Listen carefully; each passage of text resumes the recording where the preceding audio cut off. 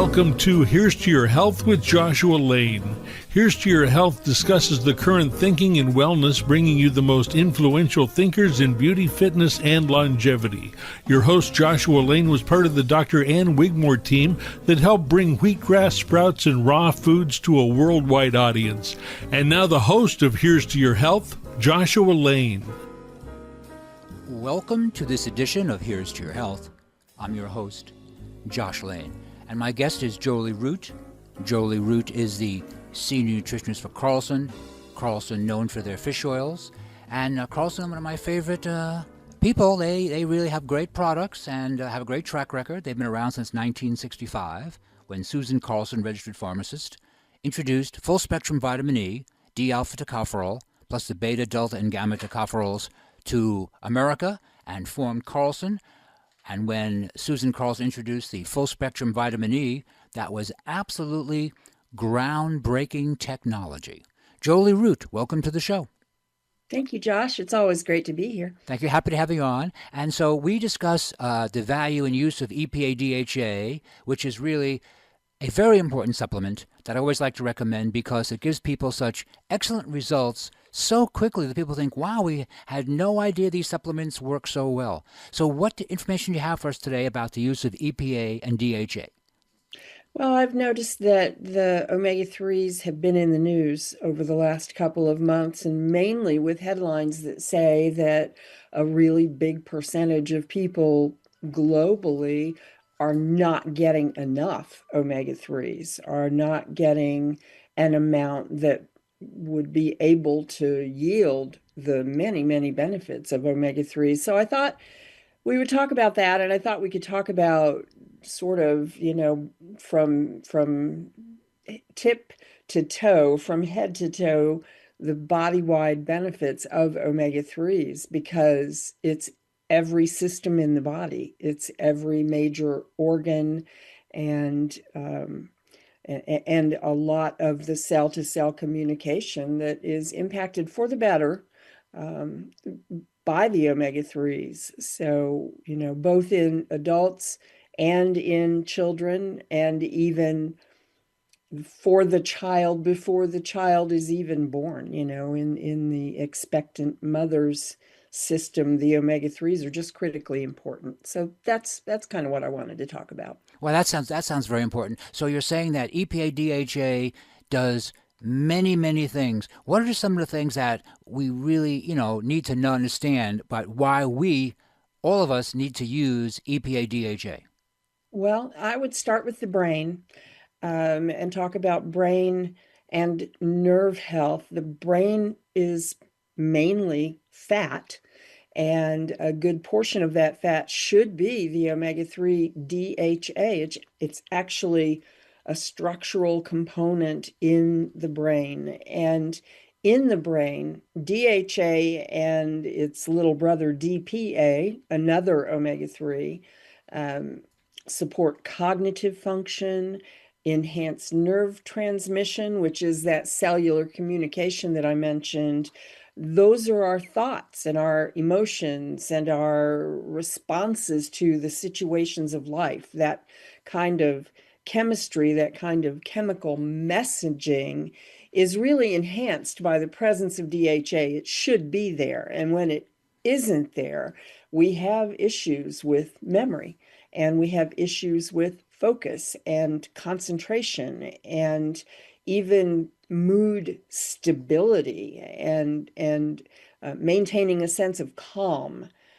So all of those things are things that omega-3s support, and particularly in the brain and in the nerves, it's DHA and DPA. The other thing is protecting the actual lifespan of the neurons. So our brain cells live longer and are healthy longer. So the health span and the lifespan, if you will, of the brain cells, the synapses and the little junctions where our thoughts cross and we become aware of things.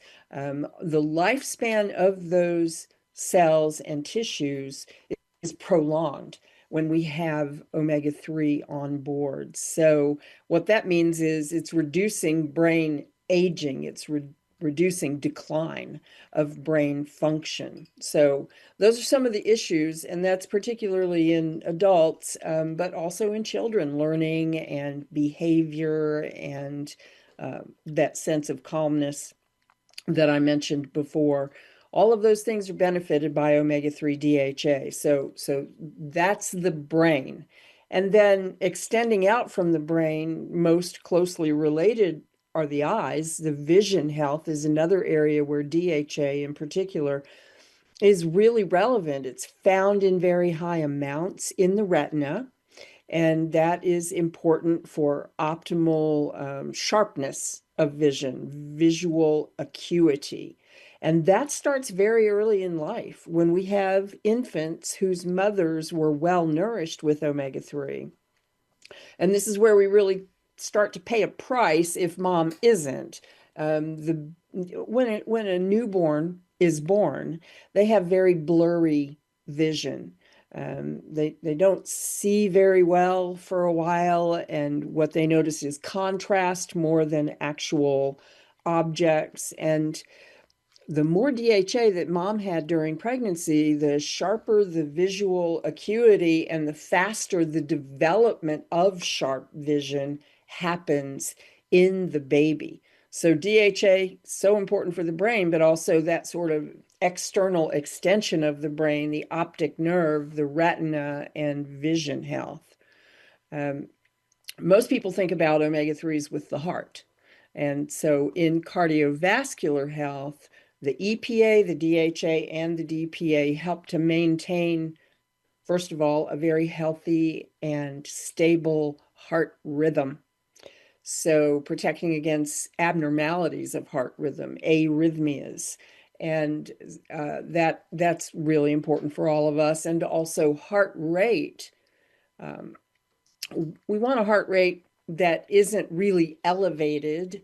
That's tachycardia. That's not a sign of health. So when people exercise, it helps to lower the resting heart rate, but so do the omega-3s. Omega-3s are also associated with a lower resting heart rate, and that's a sign of heart tone or the healthfulness of the heart muscle tissue itself. Healthy blood vessels and healthy circulation, that's another omega-3 benefit. They really support elasticity of the blood vessels. And what that means is when we have elasticity of the blood vessels, we can have heart rate variability. So like, let's say we go out and we exercise and we raise our heart rate because we start running or we do some high intensity training. When the heart rate really elevates in an unhealthy person, in a person that has arterial stiffness, that raises blood pressure. But in a healthy person with good elasticity of blood vessels, we can handle the variation. And so the healthy blood vessels leading to healthy circulation, that's another omega-3 benefit, primarily through that elasticity of the walls of the blood vessels. Also, where the heart is concerned, healthy, normal triglyceride levels is another benefit. We always talk about cholesterol, but another blood fat that's really possibly more important in terms of health outcome and being healthy in later stages of life are the triglyceride levels. And omega-3s are the first course of treatment for people with elevated triglycerides in the medical community. That's the first plan of action, is to put someone on a really strong dose of EPA and DHA.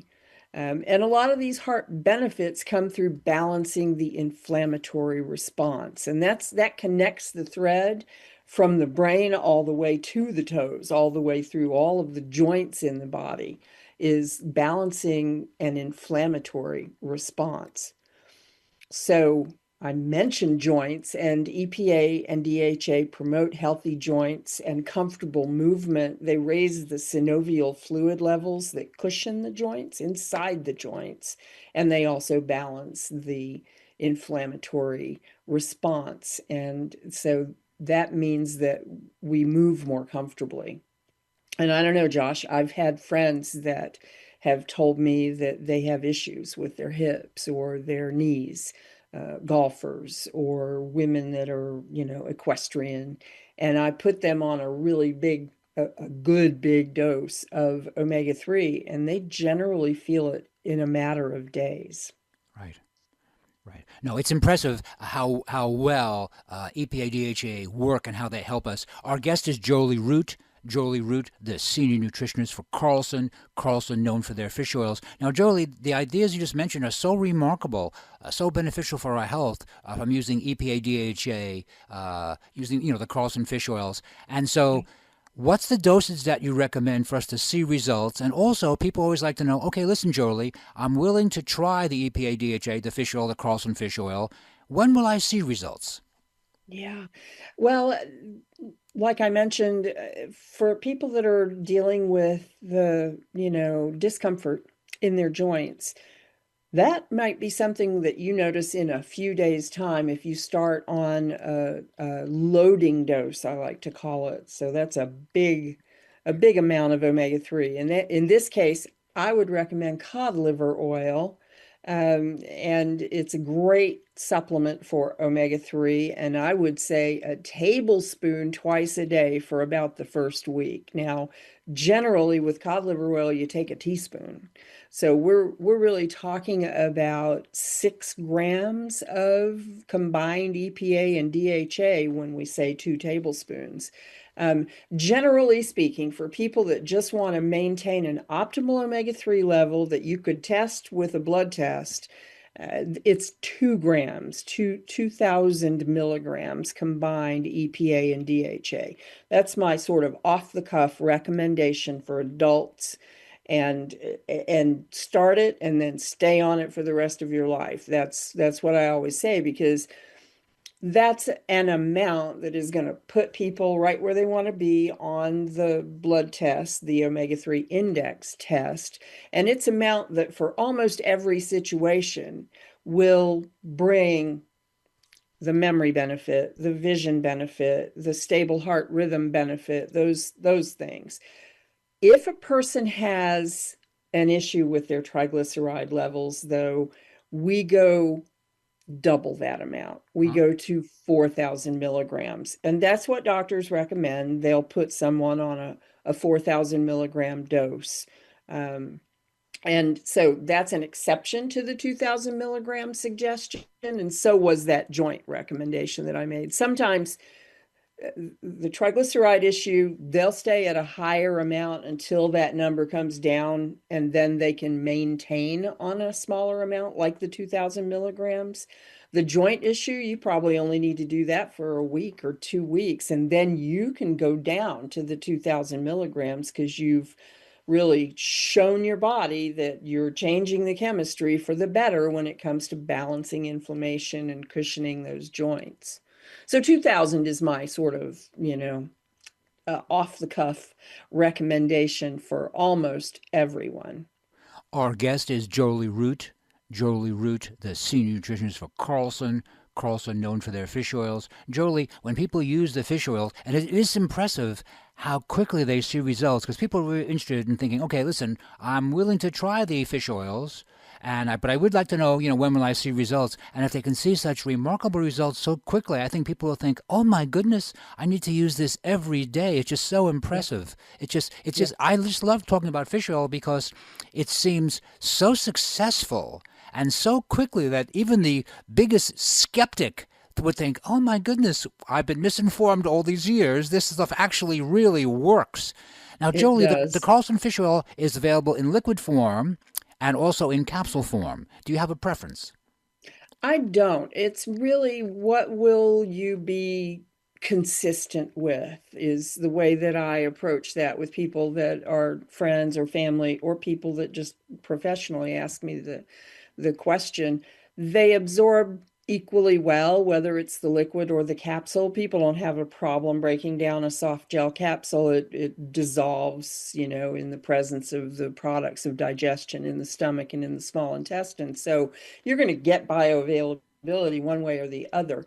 The liquids, here's an advantage. When you're taking a teaspoonful of liquid, that is 5 grams of oil. Hmm. So you're going to be able to usually get a higher dose of the EPA and the DHA by more easily by taking a liquid. I know you like to sometimes drizzle it on your salad. Yeah. Um, that's a way. Another way is putting it in a smoothie. But Carlson also has some very potent encapsulated products. We've got products where in 2 capsules you get the 2000 milligrams. So it's really a matter of preference. Some people say they're not going to take a liquid. They think it's going to taste fishy. By the way, the Carlson ones do not. Right. They're very pure and potent, and they have been refined, and part of that is to make sure that we know that we're not delivering something that has heavy metals or oxidation products. But the refining processes also take out some of the proteins that would make the oil taste fishy. So the Carlson oils taste like lemon, or they taste like orange, or they taste like peach. They're not fishy tasting. But still, you've got some people that are just not going to take a liquid. And so for them, the capsules are great. And also for people, I travel and I don't want to take a liquid on the road, pack it in Right. my suitcase, take a risk of it spilling or something like that. So I use the soft gels when I'm on the road. Our guest is Jolie Root. Jolie Root, the senior nutritionist for Carlson. Carlson known for their fish oils. Now, Jolie, when people use the capsules or the liquid, so we are supposed to keep that in the refrigerator? The liquid needs to be refrigerated once it's been opened. The capsules do not have to be refrigerated. But the thing that we didn't mention that really is important to say is that these should be taken with food. At a good meal, when you've got a nice volume of food and even maybe some healthy oil in that meal, like let's say you are having some salad and you've got a nice olive oil based dressing, or you're having some avocado with the meal, which is a nice fat. You want some fat, you want some food. That's when you're going to get the best results with the omega-3s. So we should be using the fish oils with a fat meal, like eating avocado, chicken, turkey, lamb, that kind of thing. Exactly. Alrighty, Yes. alrighty, yeah. And again, so for the average person who says, "No, I'm pretty healthy, and my joints are pretty good." So what would they start out with? Still the 2000. Okay, And the reason being that we want to, good for them for getting out ahead of things. right. We like for people to be proactive. We really want to see the benefit of that enhanced cognition as the person gets into their 50s, 60s, 70s, 80s. We want to see the benefit of all of the healthy lipid levels like the triglycerides and a healthy inflammatory response when we need to heal, but not a chronic inflammatory response, which is a background issue with a lot of chronic health challenges. So the sooner that we get on that meaningful dose, the less likely we are to have these bumps along the road as we go through the later decades of life. Right. Oof. Oh, fish oil. I just love fish oil. Our guest is Jolie Root. Jolie Root, the senior nutritionist for Carlson. Carlson known for the fish oil. Just remarkable things we get from when we use fish oil. Now, let's say we have a kid at home, going to college, and they're pretty healthy. They take pretty good care of themselves. They're 18, 19, 20 years of age, and they want to really focus on schoolwork. What do you recommend for them as far as the Carlson fish oils? Also, the 2000 milligrams, but I recommend probably an encapsulated form. Who knows how reliable their refrigerators are in their dorm rooms if Right. they have that. Right. And the encapsulated forms, toss it down with a meal and you've done it for the day. And that is really going to improve focus and concentration in a college age person. Right. Our guest is Jolie Root. Jolie Root, the senior nutritionist for Carlson. Carlson known for their fish oils. Jolie, where can listeners of Here's to Your Health purchase the Carlson fish oils and the other Carlson products? Well, the natural food stores in your neighborhood are likely to carry the Carlson fish oils, but Carlson is not just a fish oil company. Right. Carlson has 400 different products. So you can go directly to carlsonlabs.com, and order directly from them from the website. But most of the natural food stores and natural pharmacies also carry at least the fish oils and sometimes some of the other products like the vitamin D and other Carlson labels. Our guest is Jolie Root. Jolie Root, the senior nutritionist for Carlson. Carlson, known for their fish oils. Now, Jolie, besides the very rapid improvement in cognition, which is just so dramatic, it's just remarkable, I also understand that fish oil is good for our skin and good for heart health, but that takes longer to show up, doesn't it? Well, the full measure of benefit for cardiovascular factors that are measurable, those triglyceride levels, et cetera, that's more of about a 12 to 16 week proposition. Right. And with the skin, you start to see changes. The skin turns over more rapidly.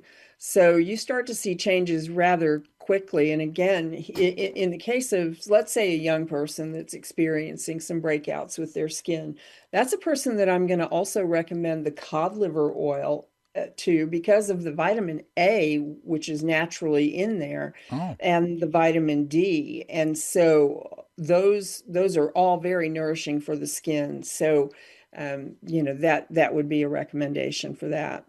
Oh, sure. I mean, you see a difference in a few weeks' time with that. Oh, good. Yeah, because I remember as a teenager, how important it was to have good skin. I mean, for teenagers, that's really, it almost sounds silly when you get older, but boy, that's a major factor. So again, if teenagers having some skin issues, how much of the Carlson fish oil do you suggest again? That cod liver oil, I would take a teaspoon twice a day. Okay. And then really maybe in a month or so, people think, oh yes, my skin does look better? Yes. Right. And the Carlson fish oils, they really should be kept in the refrigerator, correct? Once they've been opened, yes. Mm-hmm. Right. And do you think that lemon is by far the best tasting one? It's such a personal thing. Right. I do like the lemon the best, and we certainly sell the lemon. The lemon is the best seller. Right. But there are a lot of people that are very strong advocates of the orange. And there are kids, we have a fruit flavor that is really popular with the kids. So I guess it's just personal. Personal preference, right. Yeah, our guest, Jolie Root. Jolie Root, the senior nutritionist for Carlson. Carlson, known for their fish oils, and Carlson Supplements, founded in 1965 by Susan Carlson, a registered pharmacist, who introduced full-spectrum vitamin E to the marketplace. D-alpha tocopherol plus the beta-delta and gamma tocopherols, when that was absolutely cutting-edge technology. So you always like to know that your supplement company has a track record of scientific achievement. This is very important. Jolie, once again, how can listeners of Here's to Your Health purchase the Carlson fish oils and all the other important Carlson supplements? You can go straight to the Carlson website, and it is Carlson Labs. That's one word, carlsonlabs.com. Most of the online people, the Amazon has almost all the Carlson products, and there's iHerb, there's VitaCost, there are a number of other online sellers. And then the Mother's Market, Sprouts, the Whole Foods Market carry at least the fish oils. Right, they certainly do. Our guest has been Jolie Root. Jolie Root, the senior nutritionist for Carlson. Carlson, known for their fish oils. Carlson, again, this is important, founded by Susan Carlson, a registered pharmacist, in 1965, when Susan Carlson introduced full-spectrum vitamin E, D-alpha tocopherol, plus the beta, delta, and gamma tocopherols to the marketplace, when that was absolutely cutting-edge technology. And so you'd like to know that your supplement company has a track record of quality and achievement, and Carlson has that. This is Josh Lane. You're listening to Here's to Your Health. We'll take a short break, and we'll be right back after these important messages. Medical scientists worldwide are encouraging people to eat more fish. Most American diets are low in cold water fish that are abundant in important omega-3 oils. DHA and EPA are the vital components of fish oil that provide healthy benefits. Not only are they crucial for brain and vision development, they're very important for cardiovascular health. Carlson, America's leading Norwegian fish oil brand, specializes in both great tasting soft gels that are easy to swallow and fish oil liquids that don't taste fishy. That's right, Carlson provides the most extensive line of fish oils to meet all your needs. You can take Carlson fish oils with confidence, for Carlson fish oils are tested for purity, potency, and freshness. Ask for Carlson Norwegian fish oils today. That's right, ask for Carlson Norwegian fish oils today.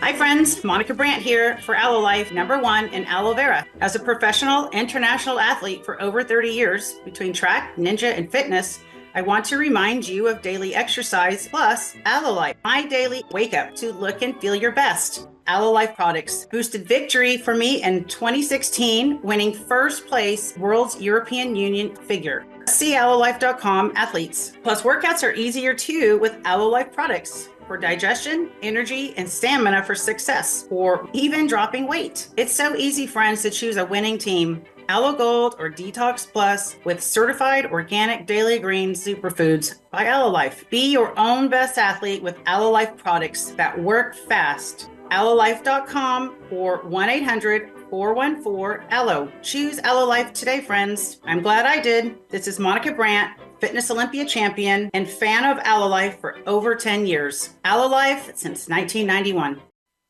Welcome to this edition of Here's to Your Health. I'm your host, Josh Lane.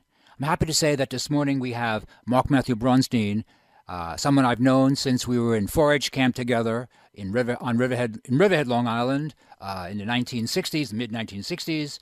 And so I've actually known this Mathew Braunstein for a million years. And as it turns out, Mark is the author of several, maybe a half dozen important books, most of them involved with nutrition, when nutrition was really kind of largely laughed at or ignored in the 70s and 80s, maybe even the 90s. And so Mark is someone who has really worked with wellness his entire career and also is very good friends and colleague of Viktoras Kulvinskas, and published articles in Victor's publications, visited Victor, worked with Victor on projects for wellness. Mathew Braunstein, welcome to the show. Thank you, Josh. It's a great pleasure to be here. Yeah, I'm very happy to have you on the show. And Mark's been a guest of the show before. We've talked about other topics because Mark has a wide variety of interests when it comes to wellness.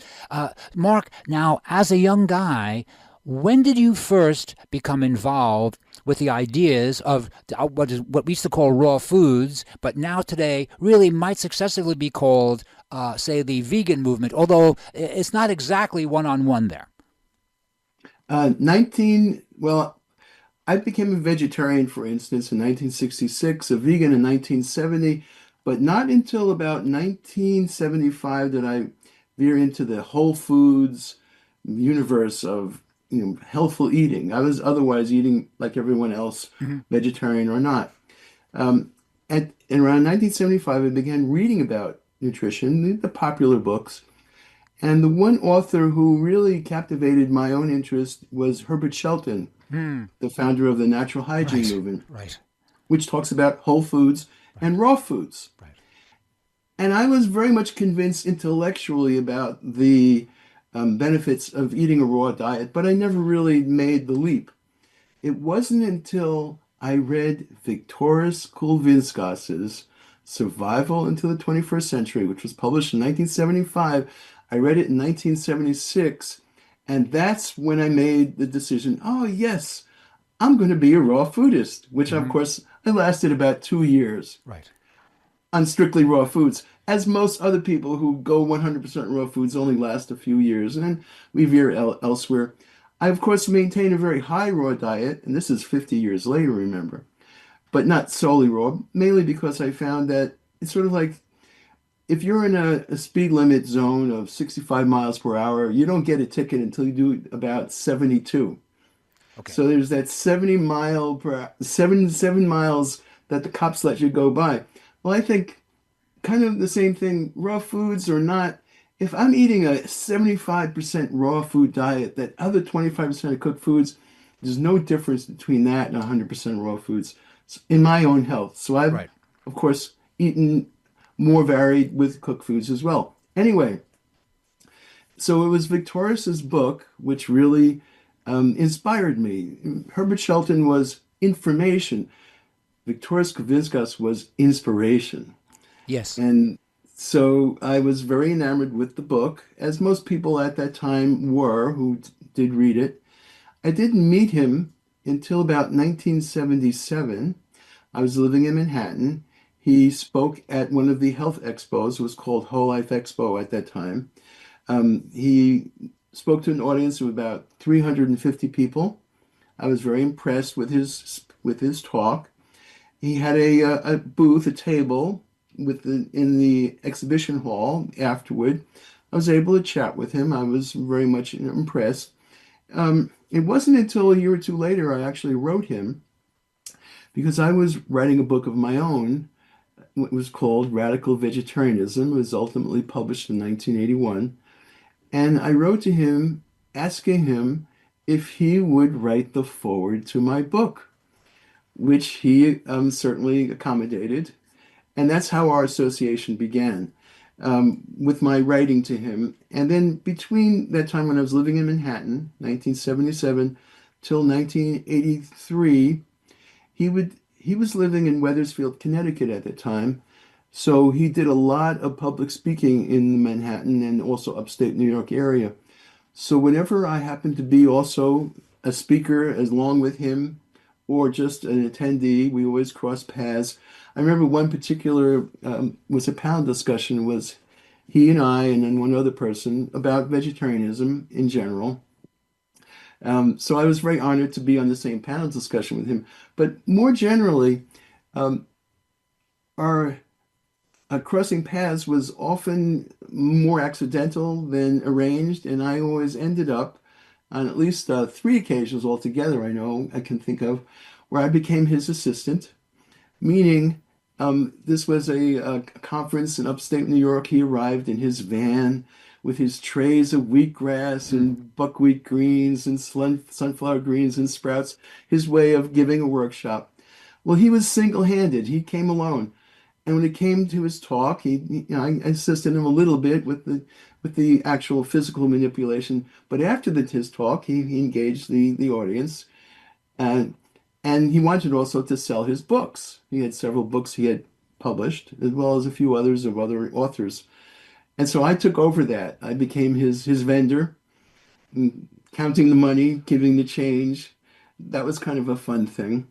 Another time, he gave a talk. This was 1978.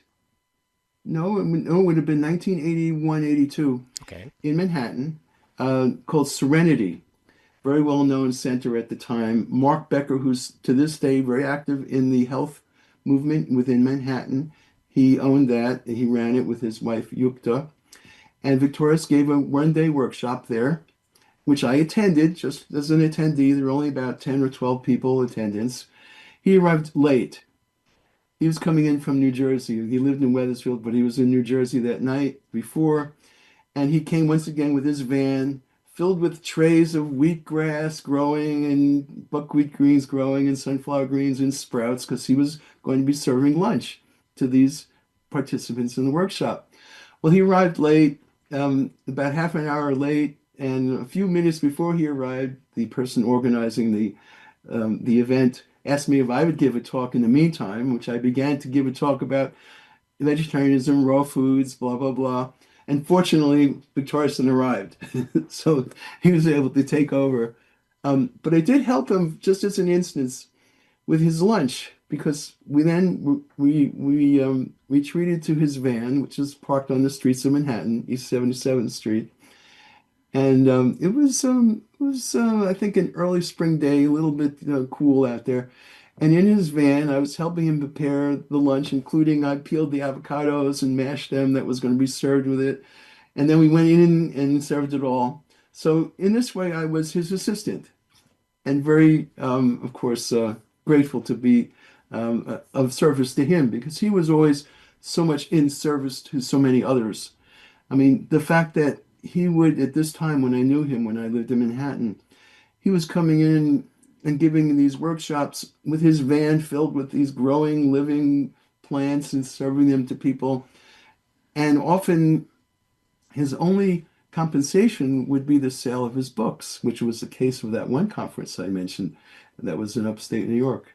So this was the Victorious I knew before he moved elsewhere. At that time, he was living in Wethersfield, Connecticut, which is where his parents had settled, having come from Lithuania in the late 1940s as refugees. And that was his base, Wethersfield, thereafter. I now live in Connecticut. I wasn't living in Connecticut until 35 years ago. So we do have this association now, Connecticut, between, I would say, 1978. I know he wrote me. I have very many, actually, I counted them, 15 handwritten letters from him, written between around 1977 and 1986. And I think I wrote the years down, 1978 to 1986. And on one of them, he wrote to me that in 1978, he was negotiating purchase of a farm. Well, that turned out to be his all-life sanctuary located in Woodstock Valley, Connecticut, which is the upper northeast corner of Connecticut, known by two names, as the Quiet Corner and as the Last Green Valley. And this was rustic then, and it still is quite rural to this day. I checked online on Google Street View for the road that his farm was on, which was Bradford Corner Road. And it's one of the roads that Google Street View does not go down with their camera. So you can't actually view it. You can only do an aerial view of it. But because I was curious, like my recollection, remember, this is 40 years ago when I visited that place, All Life Sanctuary. My recollection was it was rural and there were a few houses here and there along the road. This is 40 years later. There probably more houses were built since then. I don't know. But anyway, so that was an experience. This was something that he did. And then around 1985, he pulled up his stakes from there. I know in 1986, he was in the Bahamas working with Dick Gregory. Right. Started meandering throughout the country and actually North America since then. I last visited his home was in 1989 when he was living in Miami Beach, Florida. And you were probably in Florida at that time, right? Yes, I was. Yeah. Okay, so I know that by 2010, I don't know how many years before or after, he was living in Hot Springs, Arkansas. He had a center going there. Oh, really? Oh, I did not know that. Yeah. Oh, Okay, because it's the address of one of his publications, one of the books that he put out. That's the address for it. So, and then thereafter, he was in and out of Florida and, of course, Costa Rica, where he died about a week ago. Right. So now, may I ask a question? I did not know he was in Hot Springs, Arkansas, which really was, I think, in American history, kind of always a place that people went for healing. I didn't realize he was there. So he tried to start a center there, or he was simply visiting and working on his own health? What was he doing there? He was living there for several years. I assume it was with the intention of providing a health center for visitors to come. I don't know for sure about that. Okay. All right. So. All right. And when you visited him in Miami, was he had a little house there, or what was he doing in Miami? Just writing his books? It was an apartment in an apartment house building, Miami Beach. You can imagine. Yeah. Miami Beach is mostly just apartment houses. Right. Okay. And I don't know the circumstance, but it was he had a spacious apartment, but I assume it was doubling as a workshop center for him as well. Okay. Right, for sure. Yeah.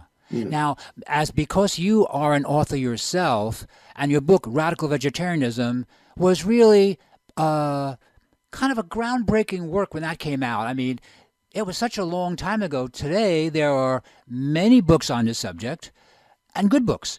But when you wrote your book, I would like to think, or I do actually think, and I'm pretty good with my ideas on this subject, that that was a groundbreaking book. That subject had not really been broached that way. I mean, Peter Singer had a book out, which was good, and that was interesting. But your book really, I think, pushed it a little bit further, quite frankly. And so did Victor read your book? Was he really that familiar with your work? He thought, okay, Mark, really, I just really like these ideas?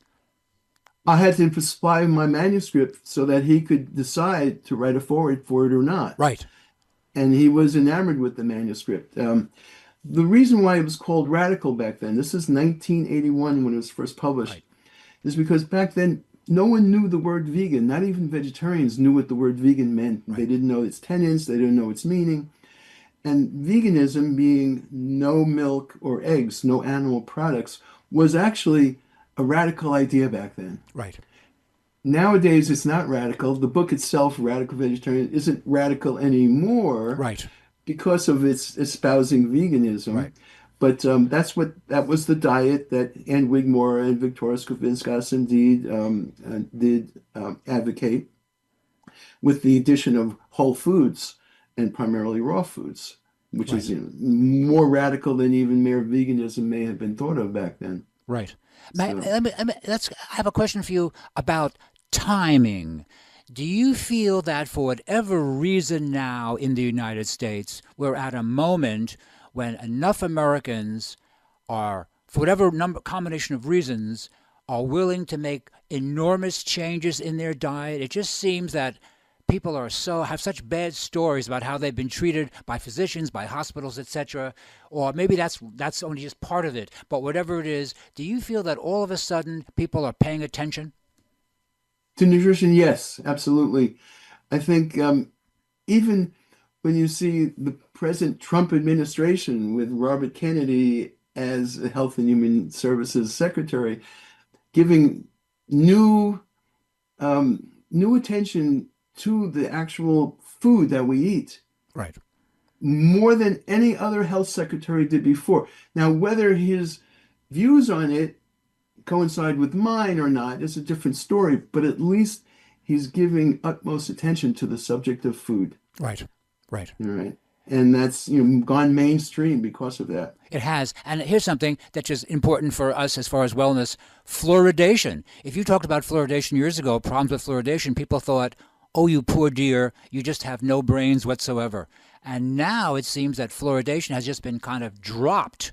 And so when I just smile over that one, because I remember years ago the wellness crowd was opposed to adding fluoride to water, and people thought, oh, just be quiet, don't even talk to us. And now that seems to have been just dropped away, and the people are just moving on. And I'm thinking, gee, if you live long enough, sometimes if your ideas are good, I guess they'll be picked up. Yeah, yeah. Now you'll find water filters that specify that it does remove fluoride. Right. Right. As a selling point. So No, and it should be, because as I understand it, it's difficult technologically to remove fluoride from the water. But when you were a young guy, and because you read Shelton, who was so important really at one time, he's also been completely forgotten, I think. Except for maybe a couple of dozen of us who remember reading his book and how important he was to us. Does your friends and family, are you kind of mainstream now when you visit them, or they chat with you? Do they think, oh yeah, Mark, we get that? Well, I have to confess that I'd say almost all of my friends are vegan, Right. okay, and health oriented. Right. And the family members of mine who were not receptive to it, well, remember, I'm now 70, I'm 74 years old. Right. Those family members are all long dead. Right. Okay. Right. Right. So I would have to say my own sphere is very, very close insofar as everyone basically agrees with me on my diet. Well, So- see, that is nice. It's nice when your ideas, the things that you really focus on, this has been really your life's work. People think, oh yeah, Mark, that of course is completely true or accurate. And now they said, well, Mark, tell us something new now. Now that your ideas have become just so mainstream, it's kind of amusing. I find it amusing that these ideas are mainstream. And I've been saying for a long time that, it took, when you're in your 20s, you don't realize the time frame to influence large numbers of people. But really, it took 50 years. And that's really, and when you're an older person the way you and I are the same age, it's just amazing how you can comment in terms of that kind of time frame. You can't do that when you're in your 20s. Right. Yeah, I agree. Now, on the vegan diet now, do you feel there are any problems with the vegan diet that you didn't know about in the 70s or 80s that you would like to comment on? Well, I mean, the very popular conception is that you can maintain a vegan diet as long as you take special consideration for getting a B12 source as a supplement. Yes. And that's really the only caveat that people have to really pay attention to, I think, mainly because we don't eat raw foods as a primary part of our diet. B12 is supplied to us primarily as a microorganism that grows on things. Okay. And if we cook all our foods, we destroy it. We wash it away, in the water that we may boil things in. So for that reason, it's not just vegans, but even people who eat a more typical omnivorous diet do lack sources of B12. So it is something people would need to pay attention to if they're not eating a whole foods, raw foods diet. Okay. That's the one thing that I really think I pay any real attention to, meaning I take a B12 supplement by way of a B complex vitamin every other day. I take a B50 every other day or every third day, whatever. That's it. And that's the one thing that I really think as a vegan that I need to pay heed toward. Our guest is Mathew Braunstein. Mathew Braunstein, the author of a number of important books on nutrition, a lifelong person who worked in nutrition, and actually a friend and colleague of Viktoras Kulvinskas, who was such an influential teacher, whose book Survival into the 21st Century, published in 1975, artwork by Peter Max, was very, very influential, and possibly, and I really think, it was the influential book, and Kulvinskas was, in the 70s and 80s, the most influential raw foods teacher. We might use the term vegan now, although it's not exactly an overlap, right on the money there, but it's kind of close, and very influential, and unfortunately passed away last week at his center in Costa Rica at the age of 86. And Kulvinskas was born in Lithuania in 1939 at the start of the Second World War, and did enormous suffering as a young man. And it wasn't until he came to the United States as a boy, maybe 9, 10, 11, that he really had a chance at some stability. So he had a terrible, terrible early life and managed to live to be 86. I was a little disappointed when I found out that he died. Disappointed is not exactly the correct word. I was just shocked because I thought Victor was good for like 110. I don't want to sound flip, but when you and I were younger men, didn't you think, oh yeah, we're eating so carefully, we work with people who are older, that we're going to make it to 110? And that didn't seem like science fiction, did it? Well, actually, because of healthcare, many people are living past the age of 100, whether they maintain a good diet or not. Right. So it's not that unrealistic, actually. Right, but when you and I were young men, let's say we were teenagers, and we looked at our parents and our grandparents, and we saw how, in retrospect, how they managed to really break down in their 60s, maybe because they were exposed to so much cigarette smoking, and, I'm not exactly sure. And I don't want to sound flip either. I don't want to sound, foolish. But really, so people are living longer. And so is that something that you think about as far as longevity now that we're older men? Be truthful, I'm more important in quality over quantity. I hope that I live a healthful life for as long or short as I live. I don't care if I live to be 100. I care that I live to be healthful for the number of years I am alive. Well, that's a very nice perspective. Our guest is Mathew Braunstein, the author of a number of important books on nutrition. Mark, how can listeners of Here's to Your Health contact you to find out more about your work? You can consult my website. I have information in all my articles. Many of my articles are on there. And my name is Mark Braunstein. The website is markbraunstein.org. Okay. Okay, markbraunstein.org. Okay, so MarkBraunstein.org. Org for organic. Oh, yeah, that's right, exactly right. Once again, give us the contact. Tell us once again, Mark. Okay, my website is markbraunstein.org. MarkBraunstein.org. Or you can just look up the book Radical Vegetarianism or Sprout Garden or Microgreen Garden, and that'll give you my name, and you can go from there. That sounds very great. Our guest has been Mark Mathew Braunstein, friend and colleague with Victoras Klavinskas, who passed away at a center in Costa Rica about a week ago. This is Josh Lane. You're listening to Here's to Your Health. We take a short break, and we'll be right back after these important messages. Have you had your Carlson Norwegian fish oil today? Decades ago, scientists discovered why Greenland Eskimos maintain healthy hearts despite their high-fat diets. The high level of omega-3 oils in their seafood diet protected their hearts. Carlson Norwegian fish oil provides those important omega-3 oils. The same omega-3s from cold water fish support maximum brain power, immune strength, joint comfort, and our vision too. Carlson, the very finest fish oil, is a valuable source of the important omega-3s, EPA and DHA. Each teaspoon provides a full 1,600 milligrams of omega-3s. And its purity is guaranteed. Try it on salads and popcorn. It tastes like lemon, not fishy. Ask for Carlson, the very finest fish oil, at finer health food stores today. Friends, say goodbye to rough, dry, and troubled skin.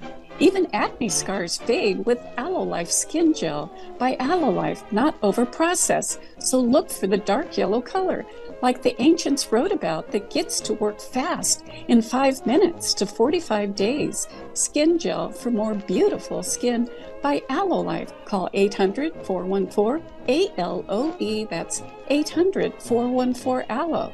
An A-plus Better Business Bureau company. Skin Gel available at Whole Foods, Clark's, Natural Grocers, other quality stores, plus allolife.com. 800-414-ALLO. That's 800-414-ALOE. AlloLife, aloe vera. For you, 800-414-ALLO. Do something good for yourself. Zoom into the new year. Leaders in health products since 1991. AlloLife, for a healthier life.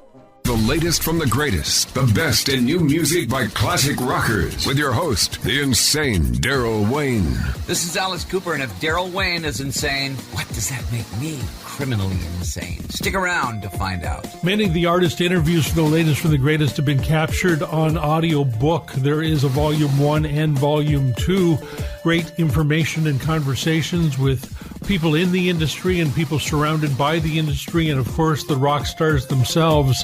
I'm the Reverend Al Green, and you're listening to the insane Daryl Wayne. And I said Wayne Insane. You can find it on Amazon or Blackstone Audio. Search for the latest from the greatest from Daryl Wayne, Darrell Wayne. Hello, this is Weird Al Yankovic, and you're listening to the insane Daryl Wayne, aren't you?